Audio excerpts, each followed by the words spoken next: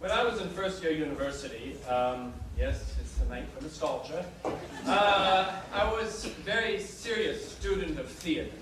And the last thing I wanted to be associated with, I was in the drama program, I didn't want to be associated with musicals.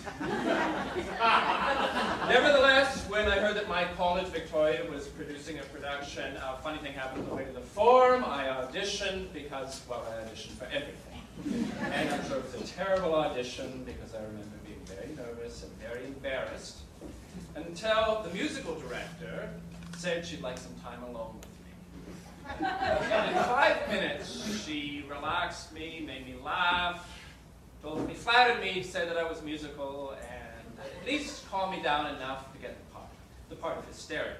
A year later, I was directing the annual musical, and I asked the same musical director, Marian Grudeff, to be my musical director. That's right, within a year, she converted me to musicals.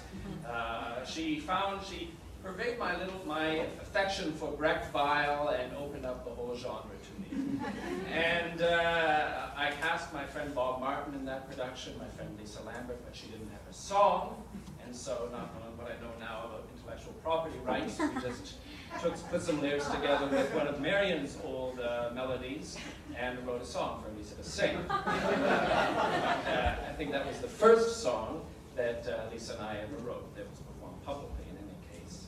And then Lisa and Marian wrote a song for a short film I did called Blue. And whenever Lisa was writing songs in the years to come, she would go to Marian for advice and just to hang out with Marian. We loved going to her place, her little bungalow in North Toronto, sitting around drinking her fabulous wine and singing songs around one of her 2 grand pianos, listening to her sing songs. She could sell them better than anyone.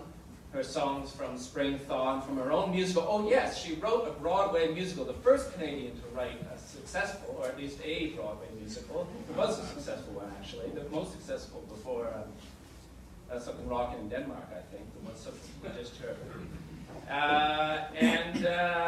She had amazing stories. That was the centerpiece of the evening. Stories about Robert Preston and Mary Martin and Maurice Chevalier and Louis Armstrong, all the people she had met. And we loved Marian. She was outrageously funny and opinionated, and she was a broad. She was like a dame, or some other word that you use in old movies to describe women with strength and wit. And we used to think, what is she doing in this bungalow in North Toronto? Women like this, they only exist in New York on Broadway, and we were eager to meet more women like her. Years later, when we, improbably enough, did have our own show on Broadway, the Drowsy Chaperone, me and Lisa and Bob.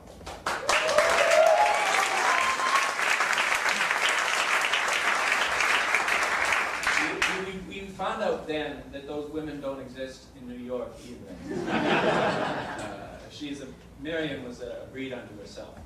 And we were eager to come back and have another one of those evenings with her and tell her our stories about the songs that were unjustly ripped from our show and rehearsals, and about the people we had met. But unfortunately, we never had a chance. She died November 4th. And I think the word mentor is overused these days. I think that a young artist's primary job is to challenge the legacy of his predecessors. But inspiration is a word I can stand behind, and Marian was that to us. And I like to think, I wish I could have said that to her face directly. I like to think she knew.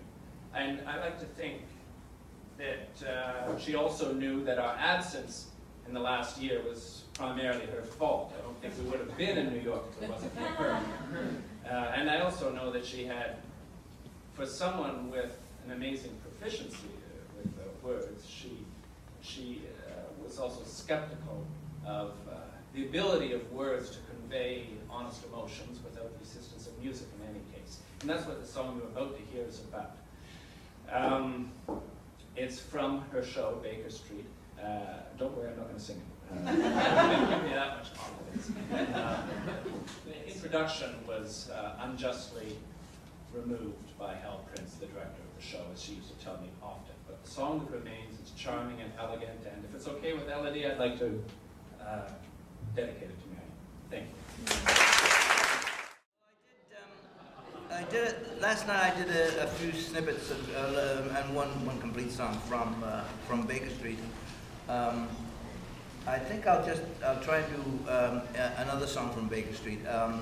I gather a few years back that Inga Swenson, who played the part of Irene Adler in our play, was here, but didn't sing. I gather.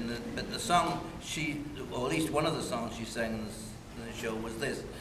It's actually part of a kind of a conversation in the show between Holmes, the realist, the practical person, the person who has no time for silly ideas like love, and a conversation between him and Irene Adler, who is a romantic and believes in love. And Holmes puts his ideas across, and she replies thusly.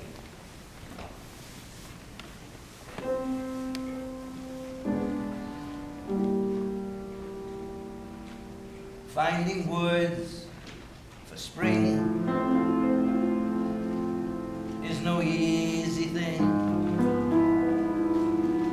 Still I'm sure I find a few.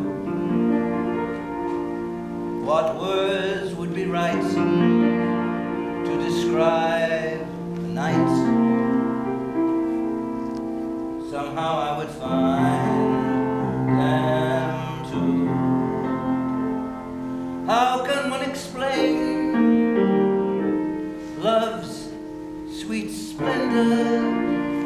The most tender words won't do. You must fall in love,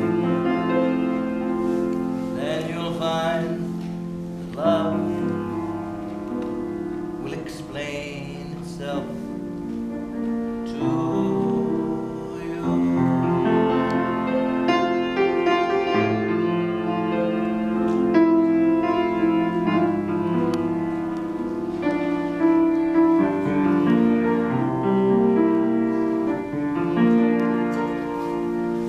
Should you want to praise lazy summer days, I would find a phrase or two. But for love, mere words, though they're clever, they'll just never, never do. You must fall in love, then you'll find